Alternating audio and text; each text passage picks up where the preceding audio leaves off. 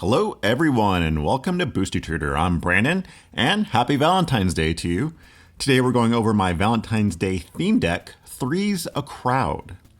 So this is a deck full of 2-card combos, couples and magic, partners, soulbond, and all kinds of Valentine's Day goodies. So let's get started with the couples.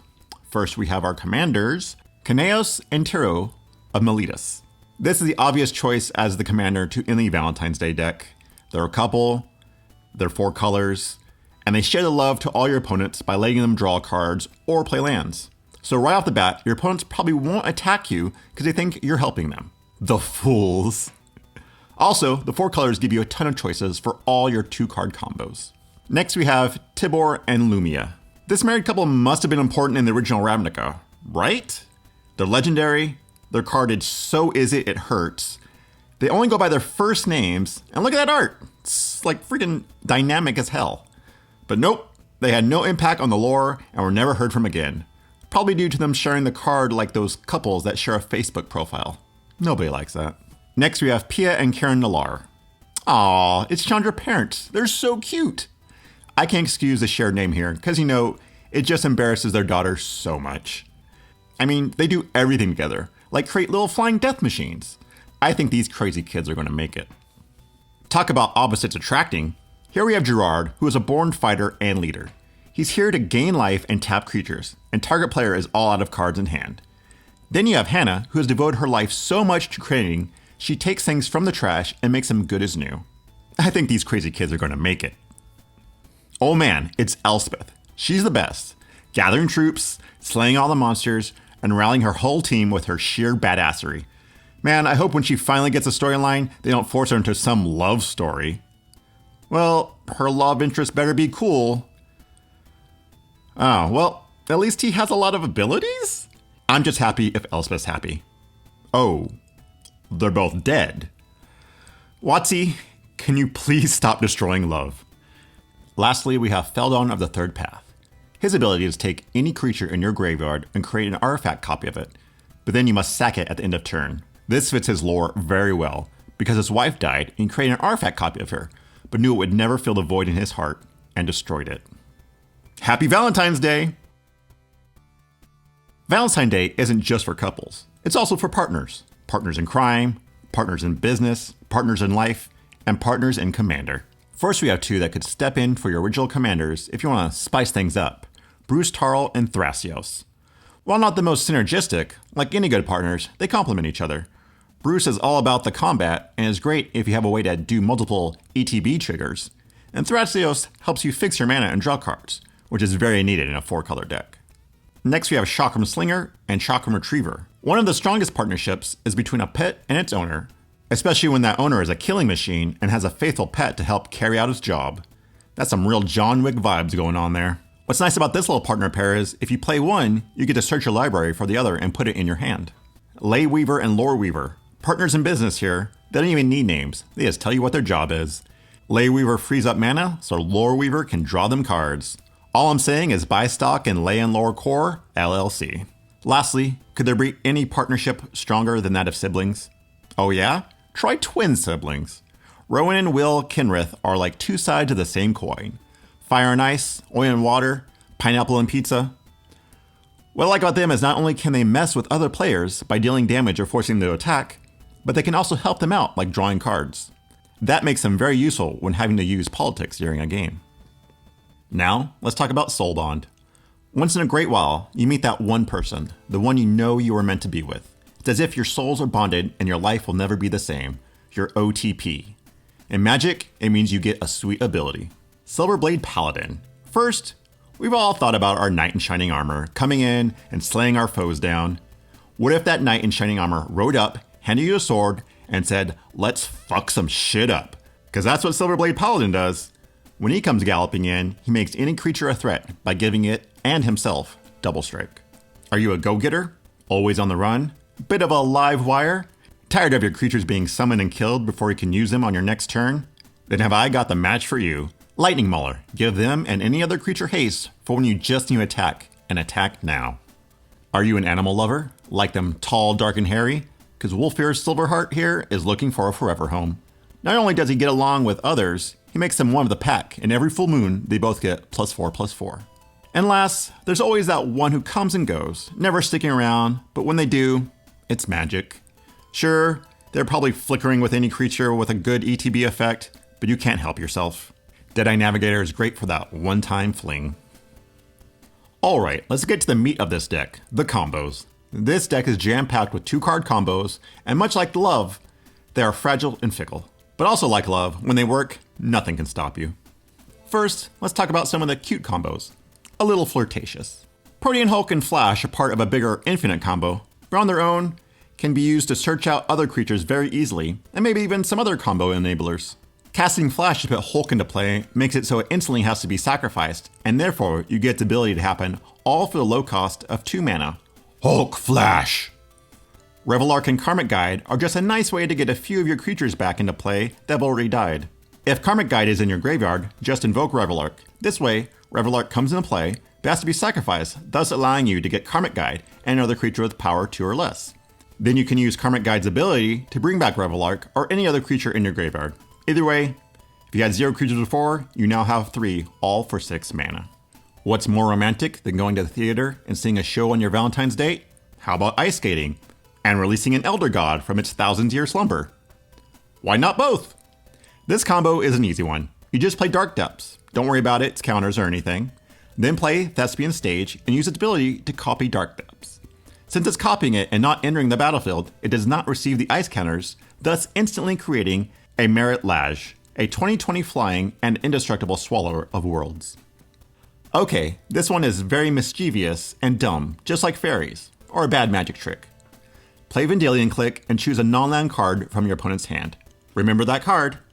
It then goes to the bottom of their library. Then play Tunnel Vision and name said card. Your opponent will then have to mill their entire deck till they're left with only the one card. The card you picked. Is this your card? Lastly, for the cute combos, we have one that is just so mean that I love it. Mycosynth Lace and Hellkite Tyrant. This one is simple enough. First, you play Hellkite Tyrant. Sure, on its own, it's a big dumb dragon, but the ability doesn't do too much against the average deck. But then you play Mycosynth Lace, making all permanents artifacts. All permanents. And you swing away, Casey. If you're able to make contact with another player, you will take all of their permanents. All permanents. What is nice is Hellkite Tyrant has trample, which means it can't be chump blocked, so it makes it a little bit easier for you to get in some damage, even if it's 1 point. Now, when you're in love, you feel like it could go on forever, to infinity and beyond. So let's talk about some infinite combos. First, infinite creatures. Midnight Guard is the most unsuspecting combo piece. See those hands? Those are the hands of commander players coming to get him. Untapping when another creature comes into play makes him pair with many other cards for a combo, but I really like him with Elementary Mastery. All you have to do is enchant him with the aura and tap. You'll create 2 1/1 elemental creature tokens with haste. When they come into play, you untap Midnight Guard, making it possible for you to tap him again to create more 1/1s and repeat. They'll be exiled at the end of turn, but they'll have haste, so you can attack right away. Hey, on Valentine's Day, sometimes you just want to stay home, curl up on the couch, and watch a good movie with your cat. And there's nothing wrong with that. So let's talk about the Crazy Cat Lady combo. Felidar Guardian is a fine card on its own when paired with a card with a good ETB effect on it. Saheeli Rai isn't the best card unless it's in a dedicated artifact deck, and even then, But if you put the two together, you get infinite cats and a standard bannable combo. As you can see, Felidar Guardian says you exile, then return target permanent you control. That's crazy. That's any permanent you control, including planeswalkers, like Saheeli Rai. A planeswalker whose -2 is to make token copies of a target creature and give it haste. So if you copy Felidar Guardian, you exile Saheeli Rai. When she returns, she'll have 3 counters on her and be treated as a new planeswalker, meaning you can use her -2 again, making another copy, exiling and returning Saheeli Rai, so on and so forth till you have an army of cats. Like making infinite token copies of a creature? Well, get used to it because you're going to see a lot of it. Here we have good old Splinter Twin, which is a great card for making a copy of any good creature you have multiple times. With the Zealous Conscripts, it does it infinite times. All you have to do is enchant Zealous Conscripts with Splinter Twin and tap to make a copy. When the copy comes into play, you choose the Zealous Conscripts with Splinter Twin on it. This will untap it, and you keep making copies of Zealous Conscripts. Since they all have haste, they can attack that turn too. This one works a lot like Felidar and Saheeli, but it's all on the timing. First, Kiki-Jiki makes hasty copies of non-legendary creatures, because if he didn't, he'd be a one-card combo. A one-bow? Anyway, what's nice about Restoration Angel is that if someone tries to kill your Kiki-Jiki, she can save him and then combo with him on your turn. How it works is, when they're both on the field, Kiki-Jiki can make a copy of Restoration Angel. The new copy comes into play, and you target Kiki-Jiki to be flickered. This means it's a new creature and is untapped. You now tap him and make another angel, which will then turn flicker Kiki-Jiki, giving you a bunch of 3/4s in the air, all with haste. Want to make the cutest army? All you have to do is have Squirrel's Nest enchanting any old land and Earthcraft in play. Tap the land to create a 1/1 squirrel. Then, using Earthcraft's ability, tap that squirrel to untap the squirrel nested land. Then tap the land to make a squirrel, which you can tap to untap the enchanted land again. Sadly, they don't have haste, so you have to wait until your next turn to attack, but totally worth it for the most adorable beating you're about to lay down. Oh boy, this is something. Do you want infinite mana and creatures? Because this is how you get it. First, you need Riku of 2 Reflections in play. Then you need 7 mana to cast Palinchron. When it comes into play, 2 triggers happen: the untap lands and Riku's to copy the creature. Have the untap lands ability resolve first. Then tap 2 lands for Riku's ability, making a copy of Palinchron. Before the copy comes into play, tap 4 lands to return the original Palinchron to your hand. And then tap the last mana and leave it floating. Now the copy comes into play, untapping 7 lands. Repeat till everyone concedes, because you have infinite 4/5 flyers and floating mana to use for whatever is in your hand. Isn't this game great? Now here's a fun little infinite life/counters combo. Easy enough, all you have to do is have Spike Feeder and Archangel of Thune in play. Remove a counter on Spike Feeder to gain 2 life. When you gain life, Archangel of Thune puts a 1/1 counter on all your creatures. Therefore, you've just replaced the counter removed from Spike Feeder and can gain 2 more life. Again, and again, and again, and again. Plus, if you have any other creatures out, they all get 1/1 counters, including Archangel of Thune herself. Do you like having infinite mana? I don't not like having it. Well, here's a very interesting way of getting it. You use Grand Architect's ability of paying a blue to make Pilipala blue. Then use Grand Architect's other ability to tap a blue creature to pay 2 for an artifact's ability. You tap Pilipala to pay the 2 for its own cost. The other part of that cost is to untap it, thus getting you 1 floating mana of any color and the ability to do it again, over and over. Taste the rainbow. Sometimes love just doesn't work out, or a date has gone bad and you just need to end it. These are the 2-card combos to just finish an opponent. Oh, Phyrexian mana, were you ever not a bad idea? Basically what you have here is, you use Trespassing Soul Eater to keep paying 2 life to make it unblockable to your either 1 or 2 life. Then, you use Soul Conduit to exchange life totals with an opponent. What's nice is that you still have an unblockable 2/2 that can kill your newly drained opponent. This one works a lot like the last combo, but can only hit 1 player. On the plus side, you're killing someone with a doll, so it's worth it. So Stuffy Doll is indestructible, and anytime it takes damage, that damage goes to target player.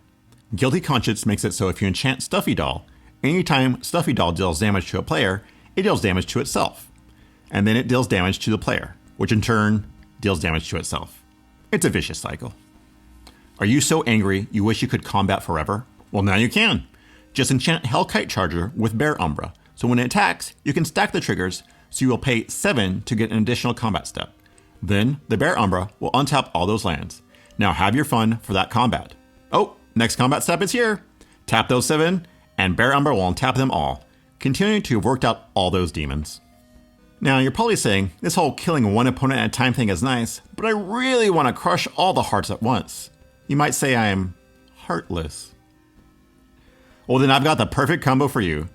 First, you have Heartless Hitasugu, who just cuts everyone's life total in half. He's so cruel. How do you make a combo with someone who hates so much? By adding someone who loves too much. Gisela Blade of Gold Knight wants to hug everyone so much she crushes them in her arms. So she'll make it that whatever damage Heartless did, it's now doubled, which is usually enough to wipe out all your opponents at once. But Heartless hits all players. How will I not die? because Gisela likes you best of all and prevents half the damage done to you. She's the true hero of Valentine's Day. Now, every Valentine's Day needs a few things here and there. The first and foremost is flowers. Lotus Blossom is a flower that keeps on giving till it can't give anymore. And Birds of Paradise are the type of flower that doesn't look like much at first, but add a ton of color to any garden or bouquet. Now, if you really want to splurge on your Valentine, you can always get some nice jewelry. Though rings can be expensive and a big step in any relationship, they can definitely make any Valentine's Day unforgettable. Let's start with the one ring to rule them all, Soul Ring. The one everyone loves and hates. Soul Ring is a go-to mana accelerator for any commander deck. If you're not the type to take it slow, this is the ring for you. Next, we have one ring to find them and bring them all. Ring of 3 Wishes. This card gives you 3 chances to find any combo piece, so don't waste them on more wishes or something. And lastly, one ring to In the Darkness bind them. Oblivion Ring is one of the best ways to get rid of any non-land permanent that's ruining any Valentine's Day. Don't want to get bogged down with all that silver or gold on that jewel? How about just giant gems they can carry around their hands to show off to people? Fire Diamond, Marble Diamond, Moss Diamond, and Sky Diamond are the perfect mana accelerators and mana fixers for this 4-color deck. And lastly, what is Valentine's Day all about besides candy, cards, flowers, jewelry, romantic dinners, chubby little angels, doves, balloons, poems, bows and arrows? The heart, damn it! Now, I know it's hard for some people on Valentine's Day to open up. They have a real defense around that heart, but if you drop it, you might just find 2 creatures in your battlefield. Sometimes that is not enough, and your heart is as cold as steel. Don't worry though, your heart will someday be filled with color again. All the colors. Lastly, let's talk about the lands. This is a 4-color deck, so we're going to need plenty of mana fixing, and it's Valentine's Day. That means we're going to splurge, so no basic lands, because you're worth it, damn it. First, we're going to start with some lands that make 2 mana. My favorite, the bounce lands. These are called bounce lands because when they come into play, you have to return another land in play to your hand. That means you'll need another land already out. But these then make the mana combo of whatever guild they represent. Also, be sure to use that mana you bounce beforehand if possible. Though very effective, maybe not the most pleasing places to take a Valentine. Next we have what are called filter lands. The OG filter lands from Odyssey could not make mana on their own, but if you paid 1, could make an allied color combo according to which card it was. Then came the new and improved filter lands. They could tap for 1 colorless, but if you paid 1 of any of their color combo and tapped it, could make any combo of those colors. So say you paid a red and tapped Cascade Bluffs. You can now change that to red-red, red-blue, or even blue-blue. On the plus side, any of these places would be great for Valentine's Day. Speaking of, let's talk about some of the most romantic places to take a Valentine in the multiverse. How about a forbidden or exotic orchard? A dip in a reflecting pool? Not only are they beautiful, these can tap for any color mana. Is trying to reach the heavens your idea of an ideal date? Then perhaps a hike to the highest canopy, a getaway to a clifftop retreat, or a stay in the clouds themselves. Maybe you're a little more down to earth and prefer a stroll through one of the many beautiful gardens found on so many plains. Or are you a fish out of water and want to go sailing in the harbor, a walk down the stream, or just a relaxing day with your Valentine on the beach? If you look hard enough, maybe somewhere in your area has a vivid creek, meadow, or grove. It has to be good. It's got vivid in the name. Lastly, maybe you're the more adventurous type, escape rooms and puzzles. Then try a nice maze for you and your Valentine to solve. It worked in The Shining. So that does it for my 3's a Crowd deck. It's a type of deck that's fun to play once or twice, but your playgroup will never let you play it a 3rd time. I hope you all have an amazing Valentine's Day. If you want to follow me on Twitter, booster_tutor, and see you next draft. This program brought to you by viewers like you.